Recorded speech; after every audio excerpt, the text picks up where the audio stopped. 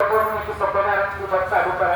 त्याचबरोबर आपल्या प्रत्येक महिला सेवकाला माहिती पाहिजे की आपण दुर्गा सप्तशतीचा पाठ हे प्रत्येक महिलेचं संरक्षण आहे।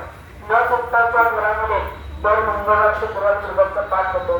दुर्गाष्टमी कालाष्टमीला न चुकता घरामध्ये दुर्गाचा पाठ होतो। त्या घराची कायम बरोबरात होत असते।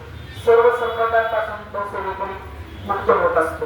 ज्यावेळेस तुम्ही त्या दुर्गा सप्तशतीचा पाठ करत असताना हा तुम्ही दिवसा आपला राहुकाळ असतो। राहुकाळ किती तासाचा असतो? 1.5 तासाचा असतो। त्या 1.5 तासाच्या राहुकाळामध्ये सुद्धा तुम्ही दुर्गाचा पाठ वाचू शकता।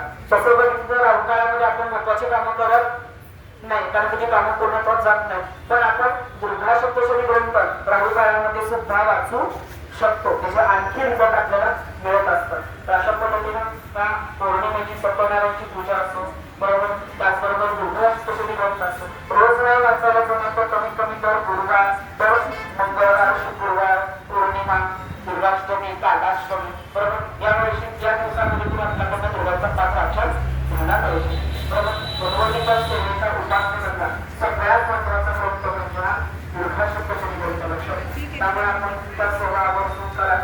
दरवेळेस आपण मार्गदर्शन करत आपण आवश्यक वस्तूंची सेवा करतो।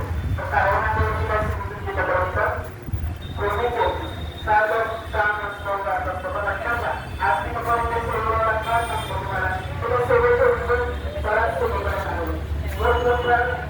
आवश्यक आम्ही करतो मोठमोठी अधिकारी वस्तू जे आवश्यक वस्तूंना त्याची ग्रंथ असतो। असे किती उदाहरण आज डोळ्यासमोर असतात। त्याला सांगतो की तुम्ही सेवेकरांची काळजी करू। त्यामुळे आपल्याला दरवेळेस आता आपला 2 आठवड्यापूर्वी आरोग्याच्या सोबत पैसे बरोबर 11 वर्ष पूर्ण झाले।